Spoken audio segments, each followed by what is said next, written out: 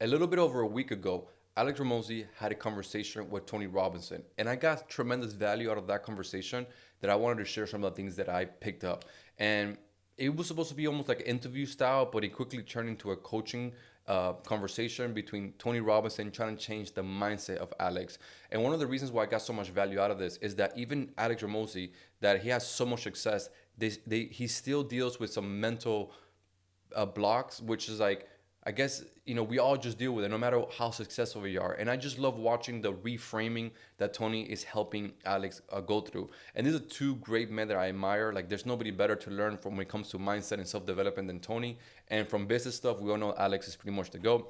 Like, I've learned so much about him. So in this video, I want to share the things that I picked up and that I've learned. By the way, this is going to be a little bit of a long video, so bear with me, buckle up if anything speed up the video. But yeah, it's going to be pretty long video. And if you don't know who I am and this is your first time watching me, my name is Javi. I pretty much help the financial industry scale. This comes from funding companies, tech companies, credit companies, and anything beneath the financial niche. And I generated a little bit over $6 million in the last 3 years and a half or so, and I help others do the same. Okay, so let's jump right into the video because it is going to be a long one, like I said. So I don't want to waste no more of your time. So let's start off.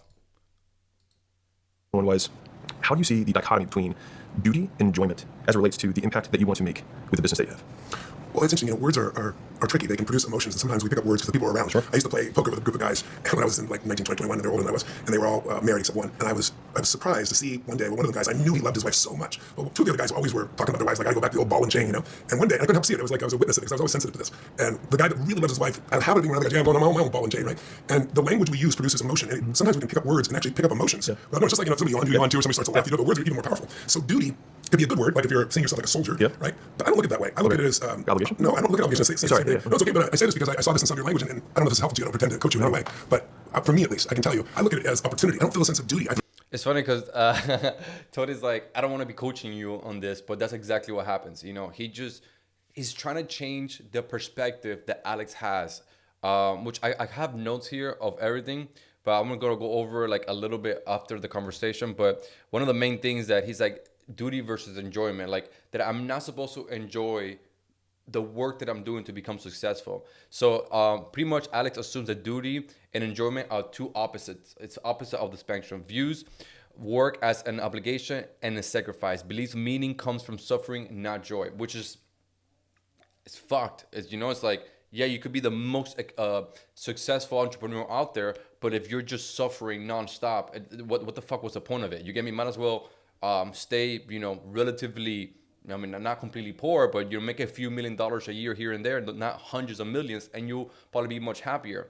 So I love that Tony's perspective, which we can continue the conversation a little bit more, but you see that he just a sense of joy. What he's doing right now is literally, and by the way, I'm not a psychologist or a therapist. Like, this is just what I'm getting from this conversation. So, but what I see is that Tony's trying to say, like, just the words that you're saying right now are making you feel this way because you're looking at it in a negative, almost like, I can't be successful if I don't go through suffering, if I don't go through sacrifice. That's pretty much what Alex is saying, and Tony is saying the complete opposite of that. Is what we're made for. Like, it's not hard to meet your own needs as a human being, right? It's not that difficult today in the world we're in today. But to have a fulfilling life, you have to have something you care about more than yourself. And so if you get into business just to make money, there's nothing wrong with that. Those people usually, even if they succeed, they hit a limit of fulfillment because the economic returns only produce so much. So I don't look at duty and enjoyment. I look at it as more like it's all enjoyment because contribution is the ultimate enjoyment for me. I mean, I get a business for impact, and economics are second. If I have enough impact, you'll never have to worry about economics in your life. And I found that to be true in my own life. So I don't look at it quite that way. I look at it also, though, that if you think you're going to really enjoy your life and not do anything, I think you're deluded because you'll wake up one day, because the only thing that makes us feel alive is growth. When you grow, then you have something to give. And when you give, then your life is more meaningful than just, pleasure. You can give yourself pleasure by, money, food, alcohol, sex, whatever it is, but it's never going to be the same as when you have something that's larger than you that you're called to. So like, I hate the word motivation because I've never been motivated, but people use the word. So I'll say, well, there's two types of motivation. You'll think of it that way. There's push motivation, which is, let's say, duty, or I've got to do this, or I have to do, or obligation, right? Or just, I'm going to make this happen. And look, brother, you have a huge amount of willpower. It's pretty obvious by what you've accomplished. I have tremendous respect for you. And I do. But willpower only goes so far. That's push. Pull motivation is where there's something out there that you want to serve more than yourself that'll get you up early, keep you up late. And it isn't hard. It isn't duty. It is like what I'm made for. When you tap into that, your energy level will explode, your contribution will explode. It doesn't mean overnight everything's going to work your way. Of course it doesn't work that way. But it'll give you the constant endurance to move forward in a way in which you enjoy your life rather than someday when I get to this number, then I'm slowly going to feel good. Because it's not true. You get to the number, and if it's numbers, it'll never be enough. And like, you all go through this. We all go like, oh, once I hit this certain revenue number, once I make, a gazillion fucking dollars, then I'll be happy. For now, I just got to sacrifice my happiness. I got to say, which is something that Alex says, fuck happiness, which he says later on in the conversation, that fuck happiness, I don't want to be happy, I just want to be successful. And the perspective shift is that you don't have to sacrifice happiness in order to be successful. You can have both. You get me? So that's like really, really, really awesome. Like, so language shapes emotional experience. So the way the things that we tell ourselves directly impact how we view the world, which makes perfect sense. But sometimes we just notice these things. Sometimes we're very harsh on ourselves. We're very negative to ourselves. We just say like things about ourselves that like maybe they could be true, but if we just change the language or change the perspective, we could have a way more positive outlet of that. You get me? And I love the way that Tony's kind of saying, well, you're just viewing this this problem or your framework that you're viewing this thing is completely wrong, and it doesn't need to be that. And I love that fulfillment comes from caring about something bigger than yourself, not forcing discipline. So Alex is a person that's been like discipline, and then Tony's saying, well, if you have something that is much bigger than yourself, something that motivates you, that you have like a big cause, then the discipline will come after, right? So Alex is like discipline, success. Tony's saying big dreams, right? Like let's say I want to help change the world. Big dreams, like big contribution to the world, right? Like something out bigger than yourself, right? Like for me, it's been like I want to help out my family, and then from that comes discipline, right? And then from that then comes success. So like he just acts. So Tony just adding like an extra layer to then trickle down to the actual discipline, in which Alex is just discipline then success, and then Tony's like, no, it should be big dreams, bigger than yourself, something that is not selfish of you. Then after that, it will naturally be you become disciplined because the goal is so big. You want it so bad. You want to help X person or people around the world, whatever. That discipline will follow that, and then success will come after that, which is really fucking cool. Right. As you know that, you've done incredibly well. I have so many friends that they got their business, they sold it, they made $1 billion, whatever it is, and they, 5 months later, they're looking to get back in business again because so many of their needs were met by the demands and the challenges and the growing. I think the biggest problem we have as human beings is that we think we shouldn't have any. It's like problems make you grow. Problems call to you because, listen, you live, we're both in good shape. You wouldn't be there if you lifted light weights and did 100 curls with some lightweight, right? You're built. You built this body. You built it by challenging it. But some people, maybe because of your background in the fitness industry, no pain, no gain. But today we know that's not true. We know today it's minimum dose will produce the maximum result. You overdo it, you tear down too much, right? It's like finding the right dose, just like anything else, like a drug for somebody. And so I really think if you think you're going to just go off and enjoy your life and not add value, you're going to be deluded. You're going to be frustrated. How many people do you know that were rich and famous and the world loved and they killed themselves? Yeah. Because they stopped growing. I think there's a half dozen people I thought of in the last 10 years that have done that process. So I think to me it's not duty, but I do believe those much is given, much is expected. It's one of my favorite. Oh, really? I come from that place too. But to me the expectation is a pleasure. I think the language we use trains our brain. It's like if you said to me, if I said to you during the break here, let's have some. The language we use trains our brain. Fuck. Like, it's so good. And the funny thing is, like, I know this. I'm sure you know this, but we keep doing it. And even somebody with the level of success of Alex, that he's going to be pretty much a billionaire like in the next year or two. So someone like that we saw from like, growing slowly, which that's why I admire so much about him, that like, it's not for me like a Elon Musk or like a Jeff Bezos or like a Bill Gates, all these people that went like, they were just billionaires. I never saw the journey. Like I've been watching Alex's journey for a long time, and it just, sometimes I'm like, oh no, Alex has it all figured out. And we don't, like no matter how successful you are, we don't always have things figured out. I'm sure even Tony probably goes through some mental blockage every now and then. He has to talk to his whatever his circle is and kind of do a perspective shift. And, he just has so much experience in this that he listens to somebody very well, that when they say something, they're like, that's a problem right there. Because I'm sure he's gone through this thousands of times. He consults for thousands or hundreds of thousands of really successful entrepreneurs. So he's really good at spotting like where is the mental blockage or what is the wrong perspective at a certain framework that Alex has. So it's so good, man. Nutritious snacks. I said to mass audience, maybe for you respond positively because you're fat. But most people are like, but if I say delicious snacks, they're interested. Or someone says to me, Tony, you meet so many people. Hook me up, introduce me to a great guy, a great woman. And if I said to them, well, I know this guy or I know this woman, they're really nice. Versus, they're sensual, they're sexy, they're amazing, they're delicious. Different pieces. So not nutritious. But you see what I mean? The words change your biochemistry. The words you attach to an experience become your experience. If you overuse certain words, you won't even know it, and you'll train yourself to have certain, what I call an emotional home. Certain emotions you go back to because the language takes you there. And duty and responsibility, if you're trained like a soldier, that might work. If you've trained yourself at no pain, no gain, that might work. But how many you know, may I ask? 36. Okay. At 36 years old, you've built such a foundation of business of contribution of wealth of your body. But at this stage, it shouldn't be pain, it shouldn't be suffering. I don't think it has to be any of those things. I think it can be total joy, but you have to kind of rewire your brain because otherwise that past training conditions you, in my opinion. The issue, Does that make any sense? Yes, and I will just speak for me. Yes. The issue that I have is that I got here from push and anger, for sure. Yes, yeah. But I think in the last however many years, I genuinely believe like that's not as much a part of me. There's elements of that that are still there, but like it's not the core drive anymore. Sure, me too. The difficulty that I have is like I work the hours that I'm awake, pretty much. Yeah. And the difficulty that I have is finding enjoyment outside of work. And the contribution from that perspective, like I've spoken to a number of billionaires, yourself included, where I'm like, the next game, right? And so the game that we're in right now, I know, obviously there's going to be risks, there's going to be lots of things that we're going to do, but I feel like I have a direction of what I know what we're doing. When I talk to some of the billionaires that are in more private equity, financial engineering, commodities trading, different than maybe what, obviously what you do and to degree what I do. I'm actually in the business too. Yeah. They're like, you should do something that like really helps people. And I was like, I feel like I do that. There's only 0.1% of people who see any of the content, of course, of the books, whatever we put out, I monetize it anyway. And to a degree, I also reject the idea that charity must be something that does harm to you in order for it to be virtuous, right? So that is probably a struggle that I have dealt with, which is that I have an apathy issue. I'll take a microcosm of this. Is when I got into the fitness industry, I got into it because fitness was the only thing I was really into. And so I was like, well, I'll do something I love because I was a management consultant. I was like, well, this sucks. I'm going to do something I love. And then as soon as I got into the business of fitness, I realized that the vast majority of the day had nothing to do with fitness at all. And it was like billing and membership sales and like all this other stuff. Yeah. And when I started getting the testimonials coming in, these people who were going through our process, losing weight, getting off medications, whatever, maybe the first couple months it felt like something. But then on like the 100th and the 1000th, I was like, well, yeah, of course you stopped, you moved better and you stopped eating shit and it worked out. Like it's not basically the magic was gone for me. And so to the same degree, that's I would say has occurred within what I do today. But I don't even feel in some ways that I am driven. I do this because I don't know what else to do. It's like this is the only thing I'm good at. Yeah. And so I do what I've been rewarded for doing. The biggest thing selfishly that I was like really. It's like, I mean, this is why I like this guy Alex is just like he's just like a beast of an entrepreneur because he literally just works all day. Like with me, I like sometimes I work 7 to 8 hours and then I go to a restaurant, I go see my family, I go go outside, shoot my bow or shoot some guns. I don't know, like play some video games. If anything, we'll watch a movie with my wife.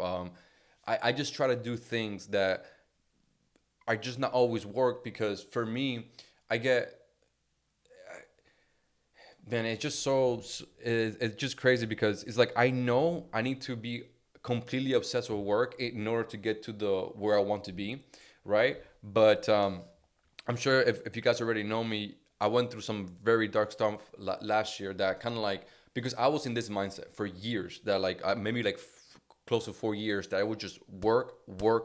And if you didn't talk to me about business or work or, entrepreneurship, whatever it may be, I was not involved in that conversation.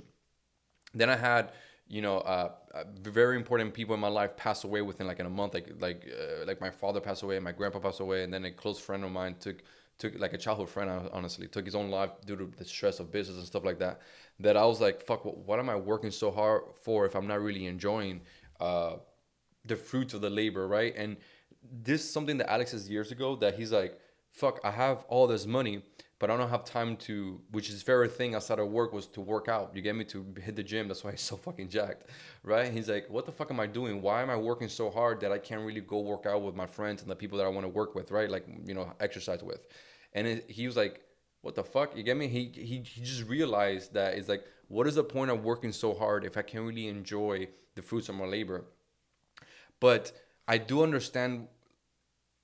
It's just like, I guess like, because like I could say, well, you got to try to find a balance, but then I don't even really believe in finding a balance, right? Sometimes there's just certain phases in life, and this is what Tony was saying too. Like there's just certain phases in life that you just gotta fucking work your ass off and give like a good like 3 to 5 year run or whatever, and then once you finally achieve maybe the freedom or the number, which everybody could be different, that let's say it's 30K per month, 50K per month, you're like, okay, I'm good here. Now I could get to travel. I get to start a family, which they even talk about this. Like, Alex, why the fuck don't you have kids? Like that will bring your fulfillment way higher. And the reason why he doesn't want to have kids because he feels like it distracts him from the work that he's doing, which is pretty crazy. The same thing with pets. Like I think he had a pet cat like months ago. Then he passed away, and he's like, it was so much distraction. I don't know. I heard him say this in a different podcast, and I heard him say this about kids as well. That like, no, I just want to focus on the work right now because kids is going to take like a third of my time putting energy into a child and raising all that stuff. So that's like, you can tell his framework that he's just like so focused on the work that everything else, it just doesn't matter to him. And this is why he's coming across this problem that he's a workhorse. And then Tony, like towards the end of the conversation, like, bro, you're not a robot. Like, you need to have stuff in life that you get to enjoy. Like, what do you enjoy out of life? I need you to do some of those things, or do things that are so outside of your goals essentially, because his goal, I'm sure, is to be a billionaire and then keep helping people, whatever it may be, which that turns to the other conversation. Hey, how about the goal becomes, I need to help 1,000 entrepreneurs get like into 100K into their bank account, something like that. But it's literally telling him that, yeah, there's phases in life that you have to work your ass off, but you have to get to a point that, like, if you're not enjoying your life, you're gonna be completely miserable, and then you're gonna get to the point that Alex is right now, that he's just asking question of like, hey, so what's the fucking meaning of all of this? What is the meaning of even working so hard? What's the meaning of me having all this money, but I feel empty inside? I have no fulfillment, and it just it it's just very eye opening, man. It's just very eye opening because I think we all go through this. We all go through these phases. We all go through like a certain revenue number that we're like, okay, do I stop here or do I keep pushing? You know, and then, but if I keep pushing, that means I have less time with my family, less time with my kids, less time with like doing the things that I enjoy out of life, you know? But also the things that he enjoys work so much, that's where his fulfillment is at. He just loves work so much. That's like, that's his fun, you know? That's his like hanging out with the family. That's his like playing sports or playing video games. That's like work for him. But his life is just so surrounding about work that there's nothing else to get enjoyment from. So he's feeling this way, which is it just so interesting to watch, you know? Yeah. Or I am, looking forward to, as I'm trying to navigate that. I understand. So it's almost So essentially, like what I wrote down for here, this part, that he's just like in a state of mind that he's like saying, fuck happiness. He's like, when I was younger, I read all the positive psychological books and nothing changed. So I came up with a mantra, fuck happiness. So happiness felt unattainable, replace happiness with usefulness, build identity around duty and productivity. Emotional shutdown became a coping mechanism. And then Tony's perspective shit is, Alex rejects happiness because he believes it was impossible. The belief that once he saved him, but now limits him. It's just like, fuck. So like the belief that got him to be so successful right now is kind of like fucking him over in essentially. I don't know the right word to put it, but essentially it's not getting that mentality. It's not getting him to that next level of life that he wants to be. So it's just so crazy how which I completely understand this, because one of the main reasons why, like I grew multiple companies to at least 6 figures of my own personal companies. And every time I started a business, I got there faster, right? Like every time I pivoted and I needed to make a change, I got to like the, lustrous 7-figure per year faster, because I already knew the what I needed to do. I already had the mindset. I already knew, I already believed it was possible. I just needed to do the work. You get me? So it's like you have certain beliefs to get to certain levels, but at certain levels, that belief is actually the constraint of that level. You get me? Like if you want to get to the next one. So what I'm saying is that the 100K year preneur has a totally different mindset, which of course from someone who's making like 5 million a year, and then someone who's making 50 million a year, and then someone who's making 500 million a year, and then someone who's making like 5 billion a year. It's just like there's levels to this shit. And the mindset is just like, even though we hate to talk about mindset, like, oh fuck, here we go talking about mindset again. But here's just proof that is one of the biggest things. It's literally your current framework and your current belief system is keeping you at the level that you are right now. And this is so important because since I work with hundreds of entrepreneurs, I always tell them all the time that the biggest bottleneck of your business right now is you. And this is just literally enforcing that philosophy that, like, the biggest problem in the business right now is the entrepreneur. Like, let's say in your case, the biggest problem right now in your business is you. The way you're thinking about problems and the way you're thinking about scaling the company and the way you're thinking about operating the company is actually keeping you from scaling, that's why entrepreneurs it's so crazy, man, because you have to hold yourself accountable on such a high degree, because it's very difficult for someone to accept I'm the reason why I'm not here. It's because of me.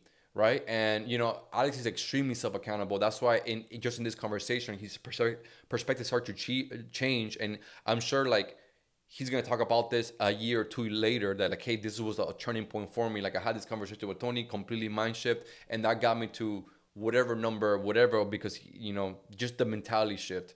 So, it's just like, fuck, man. Like, I hope you're understanding what I'm trying to say, because, I see this with entrepreneurs all the time, that the biggest challenges is not a system. It's not like a sales issue sometimes. Well, sales is correlated with mindset, but it's not like a system. It's not like a business problem. It's not like a niche problem.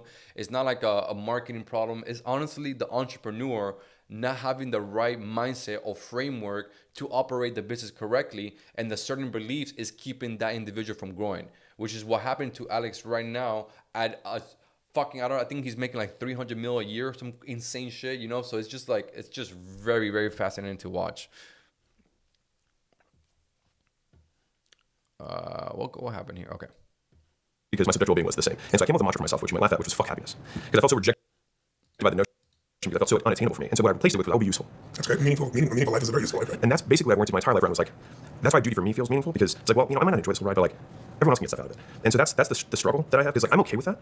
You're okay with the bigger part, my friend. Yes. No, that's obvious, right? I will accept that. I'm sure you accept that. Yes. How would you accept anything else in your other businesses? Would you accept something that's mediocre compared to what you're Of capable course, yeah. Okay, so I'll give my 2 cents, which is all it's worth.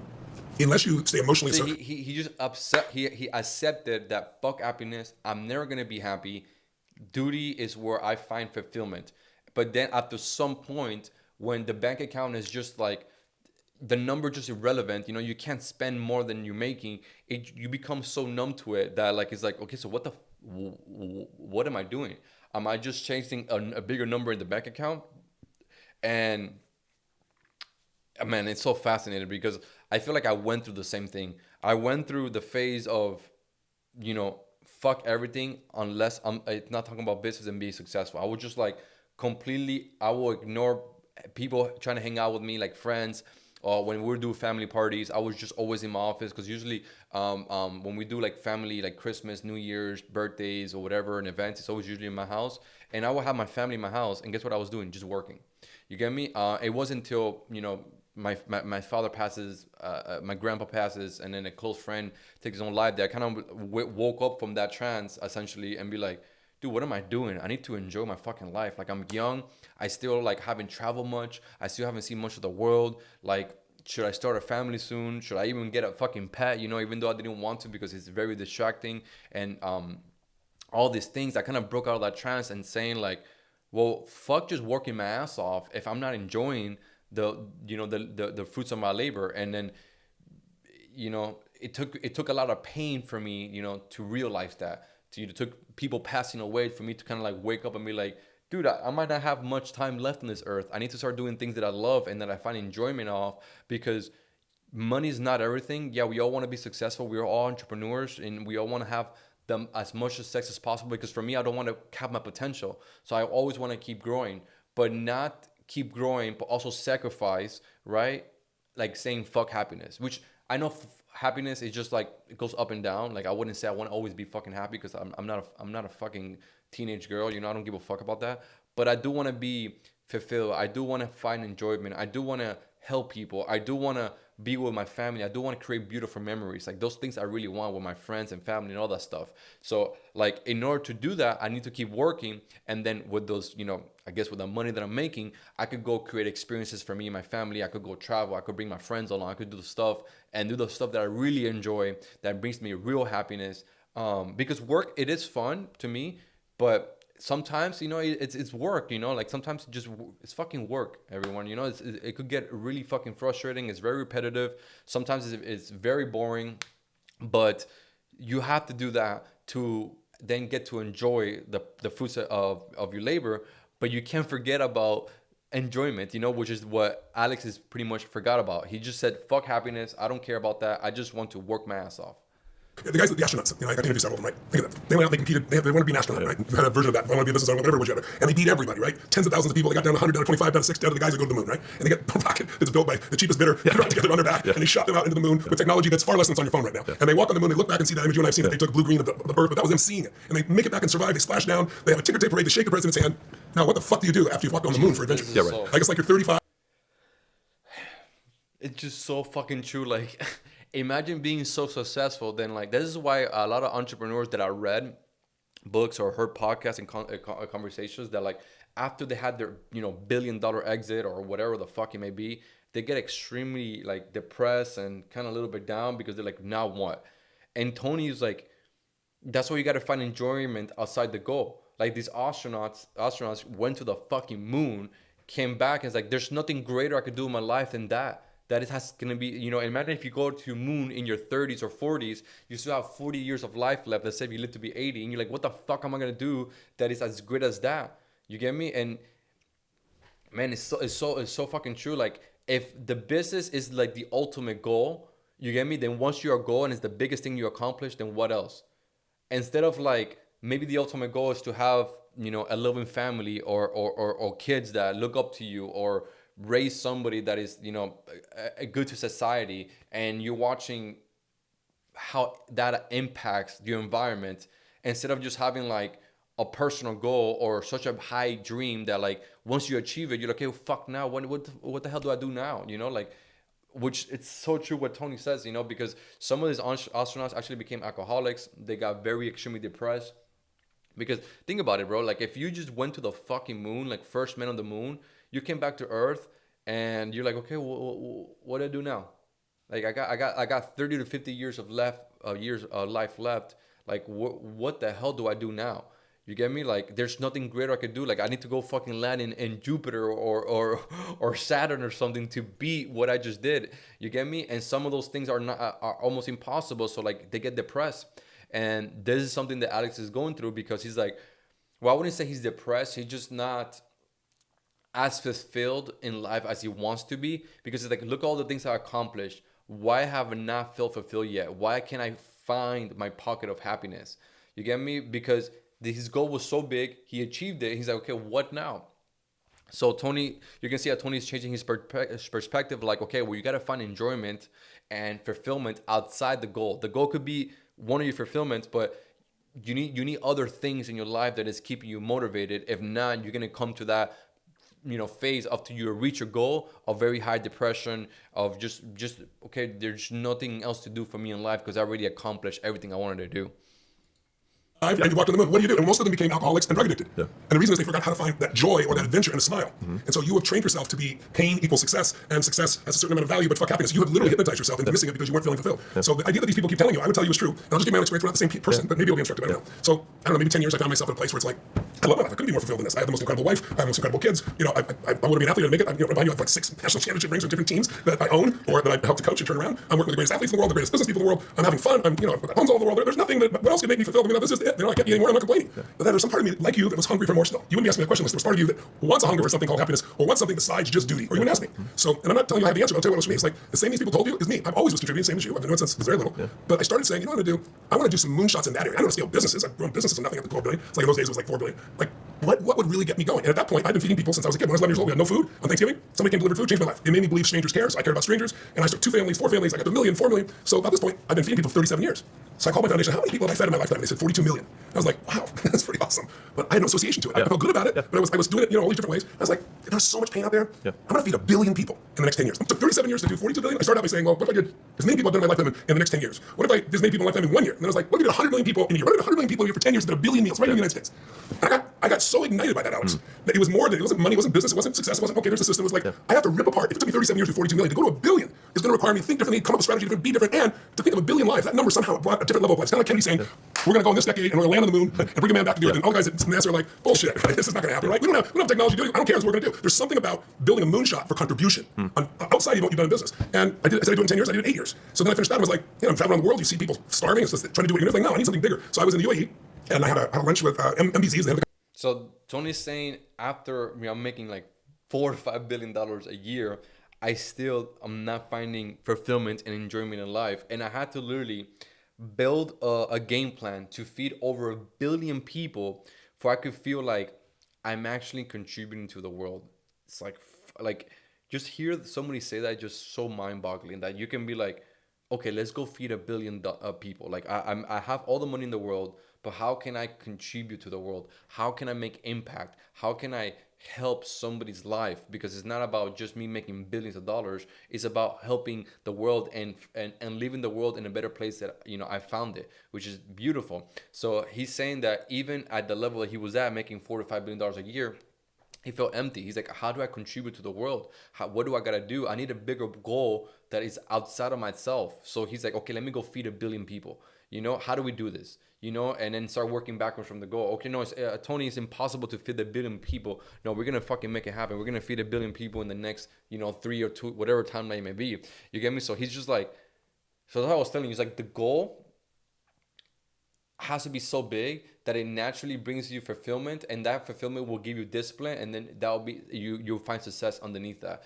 Because what Alex's framework is like, fuck emotions, fuck happiness, straight discipline, be a robot, and I'll find success, which it worked for him. So that's why it's so difficult, because like I want to have the same framework as Alex. I would love to be as successful as he is. He's just a fucking, you know, he's just successful, man, that like I admire somebody like that like could just, look down, just do the work, and then you see him a decade later, 15 years, whatever time it is, just like, a giant in the industry, right? And I'm like, fuck, I wish I could have even 1/3 of his success. You get me? Like I want to work towards that, and I admire so much. But it's like, if you do follow that, and then like the whole emotionalist, like I just gotta do the work, then you're eventually gonna come across the same problem that he has, like he's not finding enjoyment in life. And if it's like the same thing that somebody says, like that, hey, if I give you $10 billion right now, but you die tomorrow, will you take that $10 billion? And you're like, fuck no. So that means your time here is way more valuable than the $10 billion or whatever number you want to put to it, which is like the whole reason why we're here. We always like kind of like confuse that, money is the actual goal. But yeah, once you get the money, what now? And this is what's happening with Alex. Okay, you found the success, you're having an incredible successful company, but what now? How are you contributing to the world? Do you get me? And I'm sure like Alex is going to start changing your mindset and start doing something that is actually contributing to the world after this conversation. Maybe he partners up with Tony on doing something. Who knows what it may be, what happened after this conversation.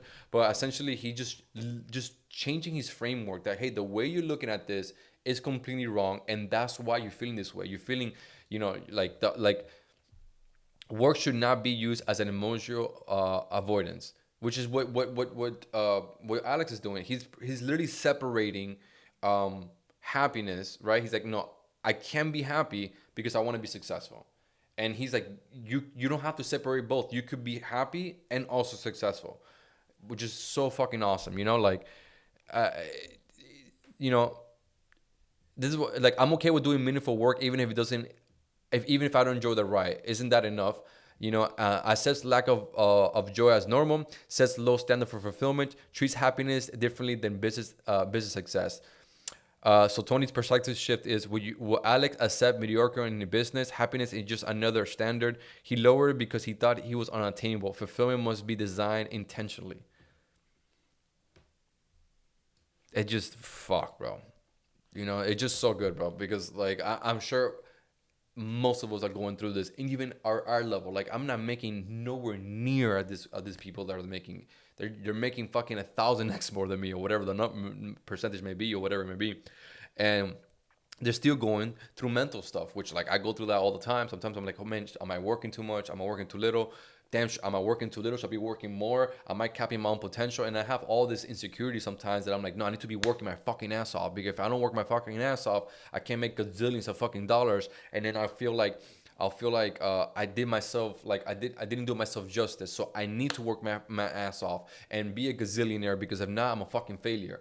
But it's like, well, having money in the bank account, yeah, you consider that successful. But what Tony's saying, there's more reasons to be successful than just a number in the bank account, which is fucking gold, like, and we all know this, but most entrepreneurs are stuck in this like framework.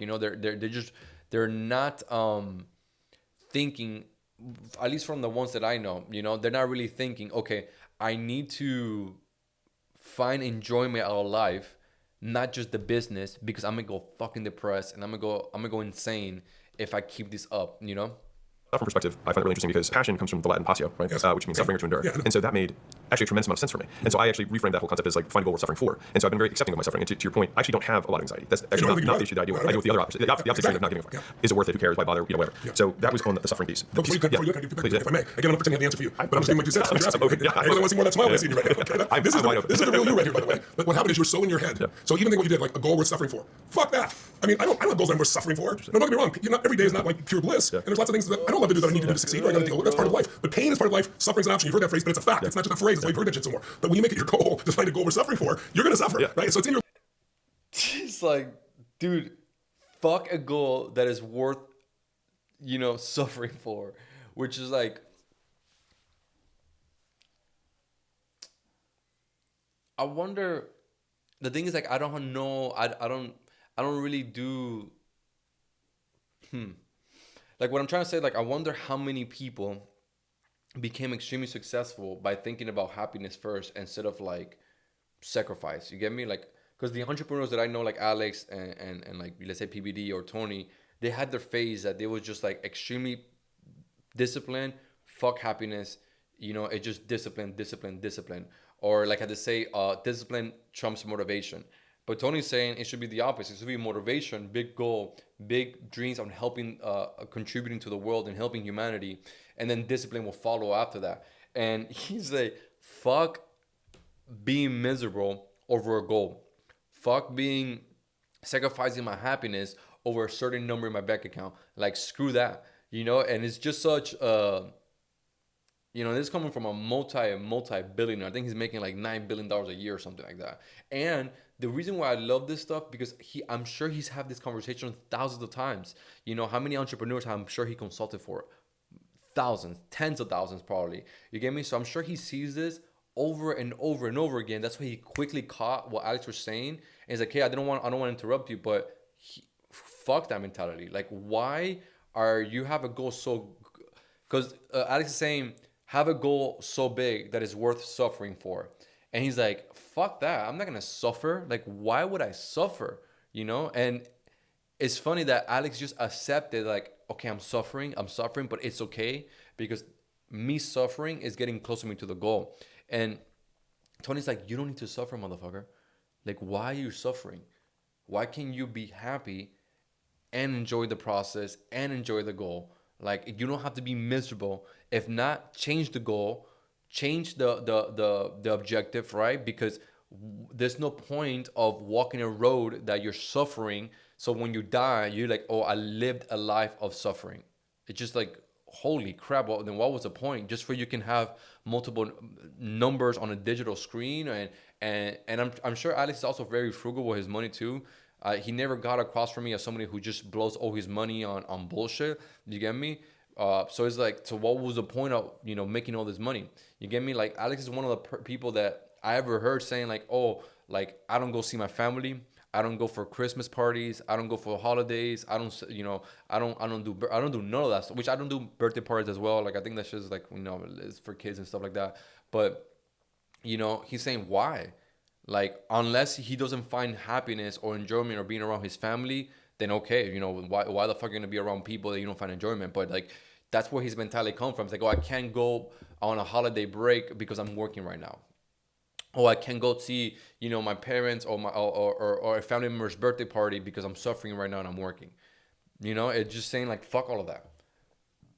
Enjoy your life, but don't forget about work, but don't let work stop you from being happy. Your language. You got your wish. And what's happening is this part of you is so strong, brother. This part of you is too, but this is the lead right now. If you change the lead to here by that sense of connection, everything else, and get the hell out of your head, because your brain is always going to reduce things. It's like your brain will never make you happy. That's the problem. Yeah. The only way you're enjoying apple, is it organic? It's like your brain is analyzing so much. You got so stuck up here that you're missing this magnificent human being that I see in front of me here. You're missing the joy of him. So stop this getting over suffering for. Can I have a question? Yes, of course. So with the like, get out of your head, get into your heart. Yes. I love the language. I don't understand what it means. I know, because right now you're in your head still. Right? I just love this because I have the same problem. Like, I'm a super analytical person. And Alex had become super successful because how he thinks. That's why it's like, it's just such a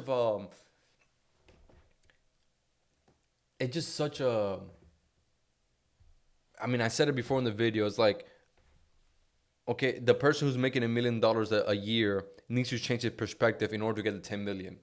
So it's like the things that it's hard because the thing that has been working for you, maybe you're making, let's say, 50K per month, right? Or 30K per month. And you want to get to like 200 or 300 or $500,000 per month, right? But you keep doing the things that got you to 50K per month. But the things to get you to $500,000 per month are not the things that got you to 50K per month. So for us, it's so hard as entrepreneur that we got something to work, right? Because we tried a billion different things and failed hundreds of times. We finally got something to work. And we're like, damn, this thing's actually working. And then we try to do that more and more and more. And then it's not that it stopped working. It just doesn't get us to the next level, right? And then he's telling him that, yeah, like your current mindset got you here, but it's not going to get you where you truly want to be in life. And it's so difficult for us to be like, damn, I got to stop what got me successful and adopt this new philosophy in order to get the next level. So I gotta kill my old self essentially and start a new mindset or frame shift, right? And it's so difficult for us because, like I said, things have been working for us so well. Like for me, you know, like I've been aiming at $1 million per month for like almost like a year and a half now, and I haven't reached it. And I know exactly why. It's because I keep doing the same things that got me to, you know, the 100, 200, even 300K per month. But it's not the same mentality or the same actions that are going to get me to a mil or you know, $10 million a year, right? So it's like I need to essentially change the way I view my business problems and change the things that got me to where I am right now, right? And adopt new habits, new frameworks, new philosophy to get to the next level. And it's literally telling Tony is literally telling Alex, your mentality right now, it got you so far. Which congratulations, you built a beautiful fucking business. You have an amazing team. You have a beautiful wife. You have the life that most people dream about. But now you're feeling stuck because your mentality is literally fuck happiness, all duty, you know? And then you get to a point that like, okay, now I want happiness because all this duty is literally keeping me miserable. So Tony was like, fuck a goal worth suffering for. Fucking beautiful. Like this. Yeah. What, do you feel the difference? Like this guy right here who's smiling at me right now. Is that a different guy? Yes. Okay, so let's do this. Okay. I have multiple parts of me. Most of us in life try to pretend we're one thing. Society makes you try to pretend you're one thing. I'm sure your wife has multiple personalities. My wife sure does. When I first met her, I'd have a conversation and she'd be like, who is this person over here, right? I had to come up with different names. And I look at the smile on her face, you know exactly what I'm talking about. But I started naming the parts of my wife, so I knew who I was talking about. Right? There's my pearl, there's sage. There's some names I can't tell you. They're very Is this Friday night or is this Tuesday morning? But the point of that is, we as humans try to reduce ourselves for simplicity's sake, and society does to one thing it's easier to manage, right? There are many parts of you. So what's the part of this guy that's so intellectual that, you know, he's going to suffer and he's going to get it done anyway? It's not this guy right here. I like this guy here. This guy's very, is this guy different? Yeah. Okay. So you shoot it just like that, right? So who's the guy who's in his head all the time and analyzing? Oh, he's brilliant, by the way. He's absolutely effing brilliant, and he can succeed in anything he gets at. What's that guy's name? Give me a nickname for that guy. One that maybe Analytical Alex. There you go. Analytical Alex. Analytical what? Analytical Alex. Okay, analytical Alex. Okay, perfect. Okay. Who's this guy who's just laughing with me? Looked over his wife, big smile on his face. Your smile is infectious, right? You know, and this is you, right? Yeah. Okay. So who's this guy? Anabolic Alex. Anabolic Alex. So Anabolic Alex has so much life in him. So Can you feel it? Yeah. Okay. It's So good. what happens is, think about a relationship. Try it that way. Most people get in a relationship, and I always tell people, the secret to relationship, 80% of having a great lasting relationship or intimate relationship is selection. And people say to me, well, shit, why don't you tell me that before I was married for 10 years? So I said, no, I don't mean who you select. Who you select to be in this relationship. So when you're in the beginning relationship, what do most people do in the very beginning relationship? What will they do for the other person? Best behavior. Bro, it's just so good. It's just it's who you decide to be that becomes the salvation to even a relationship with your spouse or loved one. And then he's like, oh, but you should have told me that 10 years ago, like, oh, like who you chose to be. But it's like, nah, it's not about who you're picking, but who you choose to be and how you see your certain situation. You can say, fuck, I don't have X, Y, and Z. But you can say, fuck, I don't have X, Y, and Z. I'm motivated to get it. Or you can be, fuck, I don't have X, Y, and Z, and that's why I'm depressed. So you can be in a certain situation and be motivated or be depressed about the situation. And that's what literally Tony is saying. Is like you could be either happy that you don't have those things so you can go get it and it's giving you fulfillment in life, or you can be fucking extremely depressed that you don't have those things and then now you live a miserable life. Fucking brilliant. Lighting them up lights you up. There's no transaction value. You're not trying to see what you can get. Like your joy is making joy for them, right? Yeah. And you give your all. You dress properly, or whatever. Properly. Yeah. But you give the idea. You give your best foot forward. Then people get married sometimes, and after a certain number of years, they forget and they bring a different person to the table who's always analyzing.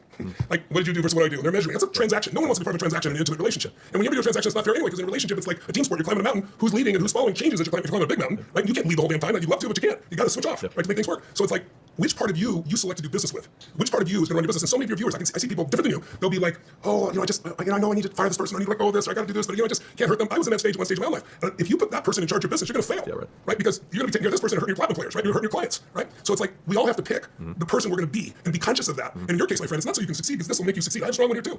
But if I let this thing take over, I would be bored shitless. I'd be like, okay, I got 5 sports teams and I got $1 billion and I got this business, that business, and everyone tells me every day I'm the greatest thing in their life and I change their life and I got 5 kids and like where's the meaning of my life? Yeah. That's what the brain does, because the brain reduces everything and compares it, whereas the heart magnifies everything. It takes the little things and makes them bigger. What made you attracted to your wife when you first met her? By the way, who's this guy right here? Anabolic Alex. Right? The honest truth was that once I met her, I didn't want to not be with her. Yes, why? What qualities about her did you not want to be without? I think she let me be me. Yeah,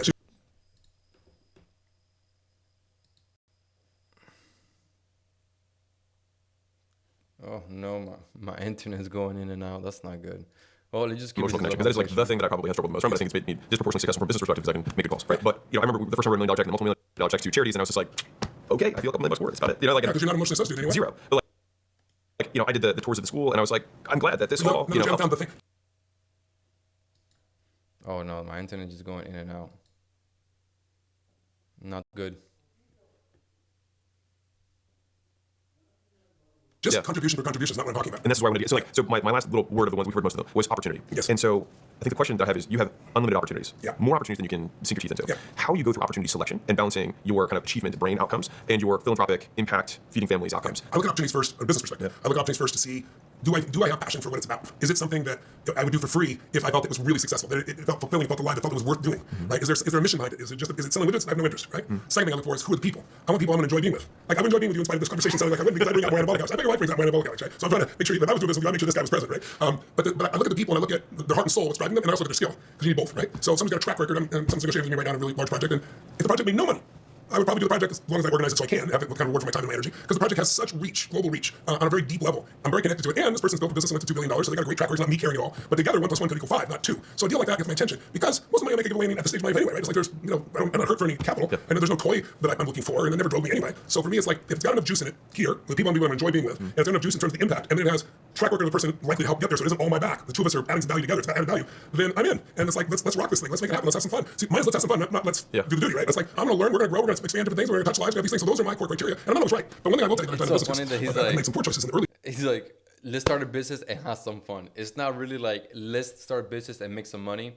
But the thing is, like, this, for us that we're fucking poor compared to these people, where that we make, even though we make like $1 million plus or $2 million, like we personally make like around $2 million a year, compared to these people where it's fucking nothing, But what I'm getting, what I'm trying to say is that for them, they're in such a level, especially for Tony, that it's just, they're well over beyond income.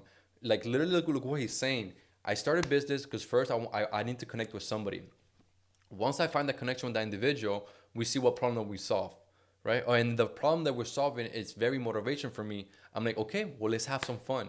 It's like, that's not really how I view business. Like, when I partner up with somebody, I'm like, let's go make some money. Now I'm like, I'm gonna start changing the way I say things. I'm like, let's go have some fun, bro. Let's have some fun together. Which is what a beautiful perspective shift, right? That it's supposed to be fun, and you're supposed to be getting enjoyment out of it. And if you're not getting enjoyment out of it, and you're suffering, it shouldn't be the case. You're doing something wrong. And this is the theme that Tony is constantly telling Alex, that you keep having the wrong perspective. It doesn't have to be about suffering. It doesn't have to be about always duty. It doesn't have to be about you doing something you don't like. Yes, there are moments in your life, like for me, I don't really get the best enjoyment out of making content, but I know how important it is. Like, I honestly hate it. When I first started doing content, I hated being in front of the camera. But I knew how valuable it will be to somebody watching my videos, and how impactful it will be to the business and the brand that I'm trying to build, right? So I just had to just suck it up and do it. Even though I don't like it, because I had to be here dancing like a monkey and all this stuff, But it's like, there are some things to business that you don't like and not going to find the most enjoyment out of it, but you still have to do. But at some level, you reach a certain level in life that you don't need to keep going without suffering. You don't need to keep like pushing yourself to doing something that you absolutely hate in order just to put another zero on your bank account. And that's what Tony is saying, that he's like, fuck all that suffering. Once you get to a certain level, you can find meaning and purpose that outside of just business related things. Days on business partners, everybody's selling when you're going to business partnership, right? And it's like going on a date, so it's like you get sold. And the question is not going to do the job, will you do the job well long term? Is the right team fit? Like, they're deeper questions. But I now, when I have so many business deals, the first thing I do early on, I just had this happen recently. Somebody's like on a large power plant, 1.3 gigawatt power plant, converting to hydrogen. So it's in West Virginia. You told me about this, yeah. Yeah, so it's a great project. But I had some people involved that shouldn't have been involved, and so I had some new people come on board. And what I do now is I go, they sold me. I was actually liking them. I thought the vision was great. They seemed to have the track record. Everything seemed lined up. And I said, look, what I always do in any new partnership is I have everybody check me out legally. I want you to check out everything online, hire a private detective you want, know everything about me, and you can ask me any question you want. But I want to do the same with you, because that's how I know when I'm starting. By the way, nothing I hear will I take as true, because it's not true. But I'll bring it to you and we can discuss it. And then you and I can tell. Most people have large bullshit meters, right? We can tell when something's bullshit. That's a perfect example. And this guy, we had a deal worth 10 figures plus, looked really good, ghosted us, ghosted us, because I uncovered 3 or 4 things he'd done that were. It's the whole thing. By the way, so question, better heart was having that discussion, right? So analytical, but by the way, as you laugh. Because it's not your passion. I was like, I selfishly wrote these checks so that I would feel good, and now I don't feel good. And I'm just feeling why don't I feel good by doing this stuff? Because it's not your passion. I was like, I selfishly wrote these checks so that I would feel good, and now I don't feel good. And I'm just $2 million poor. But I shouldn't feel bad about doing good. And there's just the whole thing. By the way, so question, better heart was having that discussion, right? So analytical. So this part of the conversation, Alex saying that he wrote a few $1 million checks to charity just to feel good about himself, but he didn't feel good. And then Tony starts explaining the reason why he didn't feel good, which is very awesome. But by the way, as you're laughing about it now, who's in charge right now? Hannibal, yeah. Right. That little shit, which sounds like nothing. Hold on, if nothing else you heard me say, you play with that just a little. Essentially, he pretty much just tells him that the reason why he didn't feel fulfilled from writing just a random check, that for him it was just like writing a check, here you go, but he wasn't involved in the process. He didn't even know where that money went to and how it was spent and how it was distributed to the charity or whatever it may be. So he's saying you got to find something that you're directly involved in creating impact, because just writing a check just to feel good, it doesn't work. And that's why he wrote the check and he just felt a few $1 million poorer, which is a funny phrase, you know? Your wife would bring him to the table. But if you come up with a moonshot connected to that, like I'm gonna make this completely wrong thing. I'm gonna help 10 million young men who right now think they can't buy a home, they can't do it. Most young people here have been sold this bullshit bill of goods. Inflation's 3%, and you know, I got a 24 million at 4 million, and it's like that's the catastrophizing analytical side. That's assuming that you're not gonna have any growth in your assets. And also, when you're 86, which is when that would be 50 years from now, do you really think you're gonna spend the same money? What the hell are you gonna buy? You already own multiple homes. You already have those. They've all grown in value. So most young people, they are not involved with free enterprise, as you know, and so that's why I want communism, because they've never been there. I was in the USSR when I was 23 years old. I took a train from Moscow to Siberia with a group of scientists. I was bought because of firewalking, things like that by their government, and back. I spent 2 weeks there. It made me a capitalist. You know that. You build businesses. I tell kids sometimes, I'm like, here's what you understand. If you put $300 aside, we're still living at home, you're 19, and you only invested in doing all the Answer the question, I think back to what was the big moment from, like, what was the moment where, like, well felt achievable? Yes. So for me, it was $100,000 in my bank account. Okay, that great. was the moment. I wrote about it in my book. Layla and I were at the kitchen counter, and I was like, look, babe, we actually did it. And That's awesome. years and I years. remember that moment too. Yeah, and it was to this day the richest I've ever felt. I think because it's the largest relative change in wealth I've ever experienced. Because you go from $1 to 100,000, you get 100,000 X, and you get 100,000 X, 100,000 takes a lot longer than and that And by was, the way, once you get 100,000, your brain expands, right? You know? you see what's possible. And so I think this was the first time that I was able to go out of survival. And I remember I looked at Layla and I said, we can fuck up for 3.5 years. That's what I was like, we can completely screw up. Yeah, exactly. 3.5 years. And she's like, yeah, this guy's a winner. Really, all 100 grand for the both of us for 3.5 years? Gee golly. You know, this is after she picked me up from jail for getting a DUI. You know, that's why she's mine. Oh, that's awesome. But that moment, then like all the other milestones after that, that was the one. And so I think because that one milestone is huge. It changes your identity. Yes, it does. It changes your whole viewpoint of the world. You're pointing about the capitalist system. Yeah. Is that is a big enough change where you believe in capitalism. That's right. And I think that is a quantifiable goal that I am personally connected to that I would love to help deliver. That's great. I love that. If I can help with it, count on me. I'm in. To help you any way I can there. I'll give you education, anything you want to add to it. You're welcome to add to it. I'll give it for free. But that's exciting. And I love the way you did that. You went back to a moment where you knew what it was for you. So that's where the passion comes from, right? You know? And by the way, that wasn't pain. Yeah. That passion was an excitement that you felt. So what Tony's trying to do here is, again, it's like find something for Alex that he will feel very happy about, that certain goal that is no longer like a revenue per year goal, or like how many companies I could acquire and get these companies to $1 billion evaluation, whatever it may be. But the goal changes to, how can I change somebody's perspective and somebody's life by helping them at least gain 100K in the bank account? Maybe it's $1 million, maybe it's 100K. Who knows what the numbers would be if you actually start taking this into actual action. But he's telling them that, like, if you actually do this, and that feeling that you felt with Layla, that you're like, okay, I got my first 100K, I could like literally fuck off for the next 2 years and we'll be good. Can you give that same feeling to other people? And then that will bring you purpose. That will bring you happiness. That will bring you fulfillment. Pretty much that change the goal, change the goal from number driven to impact driven, which is fucking awesome. Yeah. So I know the word passion literally comes from pain. I know that too. Sometimes we caught up on the original definition versus how we can live it, right? But I love this idea. If you did that, how many people, does it matter how many, like one person alone feels amazing when you do that, but is there a number that in your mind would say, like, this would be like insanely fun, insanely great? I think I would look at the generation. So it'd be like, how many men are in Gen Z? Perfect. And then like, that sounds like a good starting point. But well, that's a lot of kids. What's the first target though? It's just like, it's like I do the billion, to 100 billion, right? You know, you want a reasonable goal, but you need a timeline. So what would be our 36-month goal or 24-month goal? That would be unreasonable, but we get you up and keep you up late. 100,000 men at 100,000 is $1 billion in actual bank account wealth, and that sounds like a nice round number. Yeah, like a nice round number. Help 100,000 men Get 100,000. Get 100,000. Yeah. And feel the way you felt on that day. Yeah. That's nice. And then the I second love list, that. He just described this called the science of scaling, that you need a reasonable goal with a reasonable time frame. That way you develop motivation, because sometimes when we make a goal that is very, very doable, we don't get motivated, but then when it's way too out of it, we are in disbelief that goal could be achieved. If you haven't read the book, The Science of Scaling, definitely read it, because it talks about that. And Tony just literally did that for Alex. Okay, so what's a reasonable goal that we could do in the next 2 years, 24 months?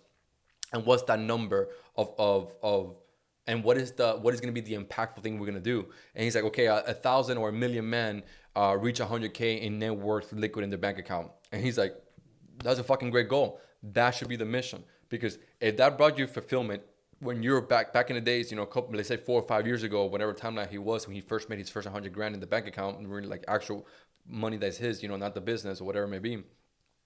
Can you duplicate the feeling into other people and other men in the country or in the world, right? And he's like, that should be your mission, because it has a way higher impact in your fulfillment and enjoyment in life, because you're literally getting joy of watching somebody have the same feeling you had when you experienced that same moment, right? And he's saying that that's going to be a way more impactful vision for him, because it's something that he personally felt, it's something that he could feel I could definitely do and help other people accomplish.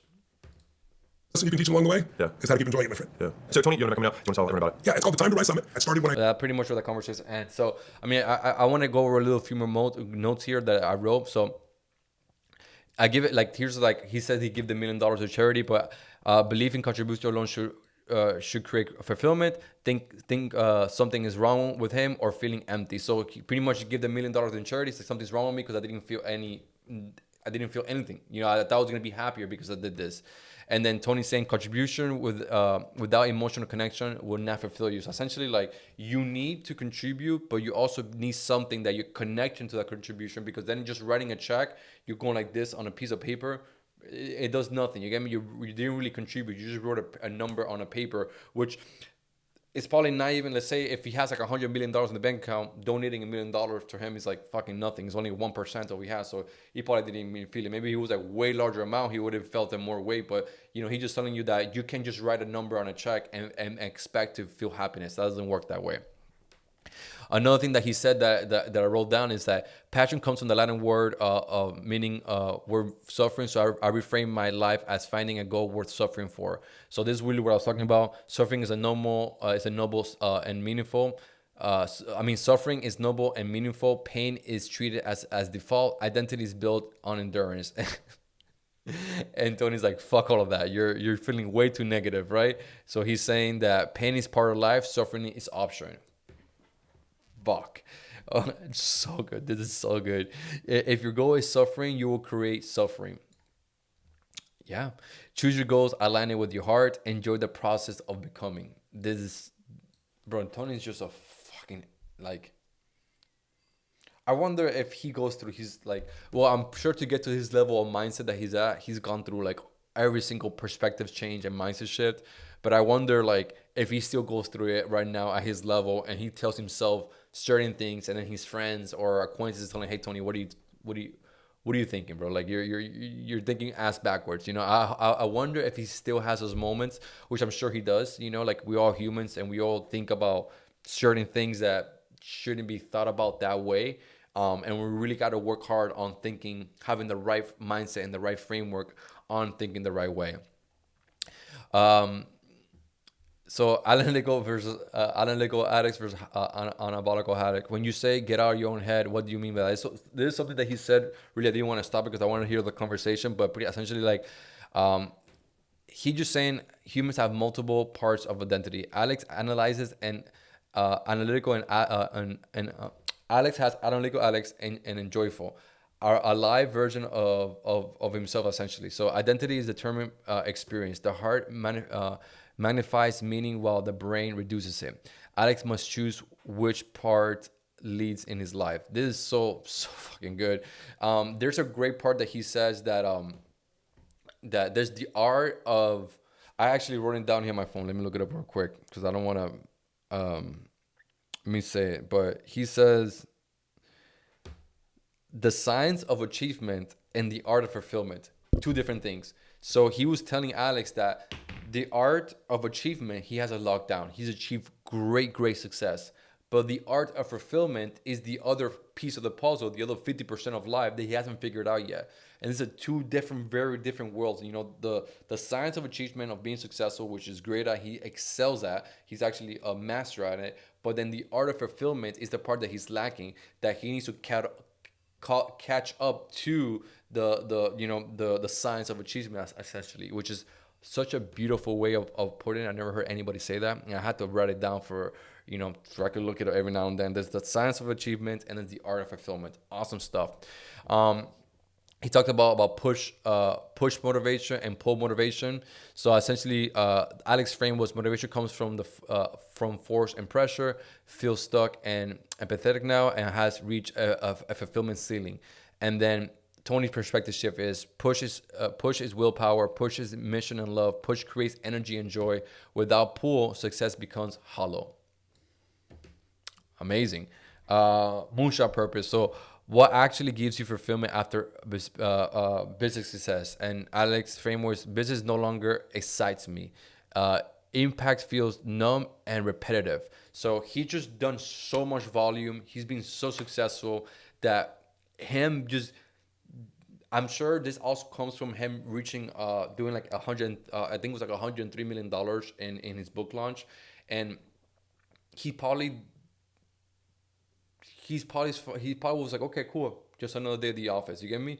He didn't get as excited or as fulfilled as maybe I thought he was, and I'm just speculating here, because after the book launch just happened like maybe two months ago, something like that, right? So he should be feeling very fulfilled out of that, but he's still feeling doubt. He's still feeling like there's something missing. He's still feeling empty. So even after having extremely successful book launch, actually one of the most successful launch the world has ever seen, he's like, it doesn't get me excited. I still feel like I'm doing something wrong, which is insane. And then he's like, Tony's perspective is, you need a mission bigger than business. Crazy. The purpose that stresses your soul. Fuck.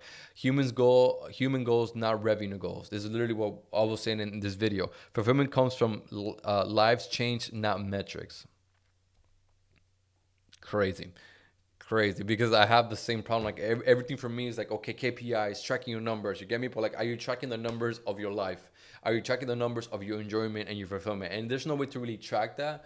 But he's saying that like, if you just keep thinking about analytical Alex, the other Alex of you're killing him little by little until one day it's gonna be nothing. It's gonna be nothing left. So what do I actually do to change about how I think? Identity is built around suffering and duty, and he has hypnotized himself with his own mantra. And then Tony's perspective was, the new mantra is not fuck happiness, but fuck suffering. That should be his new mantra, fuck suffering, because he has told himself for the last decade, fuck happiness, I'm endure suffering because this is how I get closer to the goal. Enjoyment is a gift and an opportunity. This is beautiful. Choose a new identity consciously. Stop living in the mind of reconnect. Mind. Stop living only in the mind and reconnect with emotionality. Which I'm sure like this is something maybe his wife is constantly telling him, hey, you're too robotic, you're too analytical, you gotta be more human. And Alex like, fuck all that, because my analytical brain has got us to this level of success that we got in. And then he's like, he doesn't want to pivot because like, what if I pivot and then everything I rather worked for in the last 10, 15 years just completely crumbles because I changed the way I view the world or the way I view business, and then I'm gonna go back to whatever he was running away from, his past life or whatever it may be. You get me? But Tony Sterling is like, no, you're absolutely wrong with that. You gotta change. You gotta be more heart driven, more be more human. Stop systemizing everything. Stop analyzing everything. Stop managing everything. You're not a robot. You're not a machine. You're a human that has emotion, but you literally have hypnotized yourself to think that fuck my emotions. I don't need my emotions. I just need to focus about numbers and percentages, and that's how I get to the next level. So Alex's framework is duty, suffering, logic, push, usefulness, and then Tony's framework is reframework essentially. It's opportunity, joy, heart, pull, meaning. This guy is just fucking a legend, bro. What beautiful way of viewing the world. And I think most people need to, even outside of business, most people need to think more like this, because like I said, it's once you reach a certain number, if you're not happy, once you achieve that, then you're fucked. And you're gonna be miserable for the rest of your life. And that's kind of what Alex is going through, that like he just made everything about work and numbers, and then he's suffering because of it. But the main things is that I got is, this is the biggest takeaways from the conversation, because we're already going for over an hour, and I kind of want to wrap it up a little bit here. It's a very long video, but happiness is not an enemy. That's one of the biggest takeaway that I took. Happiness is not an enemy. It's actually a tool you can use to motivate the fuck out of you to reach bigger goals. Fuck happiness was a suffering belief, not a permanent truth. So Alex rejected the happiness because he felt it was unattainable and replaced it with usefulness and productivity. Tony points out that this belief once helped Alex succeed, but now it's limiting his emotional. Pretty much limit him in his emotional and spiritual side of him, which he's not in tune at all. You get me? And I remember I saw in a podcast not too long ago, but actually like 6 months ago or something like that, that Alex was like, oh, I'm actually meditating now, which for me was like, what the fuck, Alex is meditating? What the hell? That's not like that's not his usual self, but he was like, oh, I'm just trying to find peace. So he's probably been having this mindset for like maybe quite some time. And I think now talking with Tony, completely like he said, I'm gonna kick your butt in this conversation and get out your ass and go be happy, motherfucker. You got me? Alex lowered his standard of emotional fulfillment, and then Tony challenged this, saying happy should be should be treated like any other performance standards, something to be intentionally designed. Okay, so like if you're not happy, it's because you're creating your own suffering, and you're not looking at the part of positive of your environment. And like I said before, you could be motivated that you don't have the things you want in life, or you could be depressed because you don't have the things you don't want in life. And what Tony is saying, like, be motivated, be joyful, because if that will give you motivation to go get the things you want in life, so when you finally get it, it was the journey that you were able to enjoy, and the happiness that you got, not the actual physical material things or the number on the screen that you're like, you're just like obsessing over that goal. Pain is inevitable, suffering is optional. So pretty much just saying like you don't have to be suffering. That you chose that. So like you don't have to choose to be miserable. You don't have to choose to be okay. I'm just suffering my way to success. Like you don't have to do that. Okay. Alex lives in his head, not his heart. Tony identifies two versions of Alex: analytical and pretty much logical, control, discipline, and then live Alex joy, emotional connection. Tony points out that the heart manifests meaning while the mind reduces everything to mechanisms. Identity determines experience. This guy's just fucking brilliant, bro. Fuck. No wonder he's so successful, and people pay him hundreds of millions of dollars just to have a conversation with him, because the mindset shift could be so powerful that it could completely change your whole life. That's why this guy's he has the level of success that he has. Okay, push motivation has reached a limit. Okay, the next one is you need a mission bigger than business. This is what I was saying too, that like you have to have a goal that is outside of business or bigger than business itself, so you can feel fulfilled and motivated and be at least joyful that you left a really big impact in this world before you leave.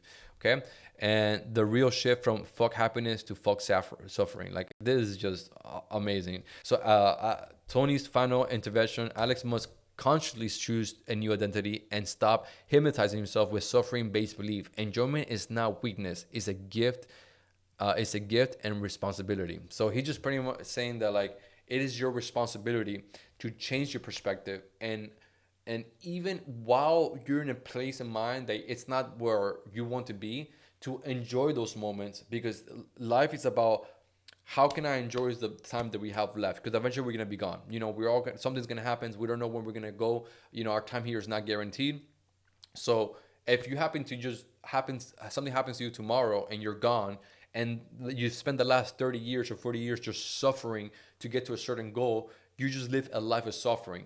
And how is that valuable to you? How did you even, like, that doesn't make no sense. Why are you choosing a life of suffering when he has literally everything that a man can ask for? He has a beautiful wife, beautiful, I'm guessing family. He does take like more from Layla, but I see that he like, I think their dad works for them and stuff like that. So they have a beautiful wife, beautiful family. I'm sure soon they're gonna have kids. They have things that many people like strive for, right? And he's still not fulfilled in life. So he's saying that's the you problem. You caused this. You fucked up because you have literally everything like someone like me is aiming to have. I mean, I already have a beautiful wife. I already have a beautiful family. So I already got that. You get me? But I would love to achieve more success. I would love to get to a level of business that I've helped thousands and thousands of people and help generate wealth for thousands of people. I would love to get to the level, which is a really achieve, right?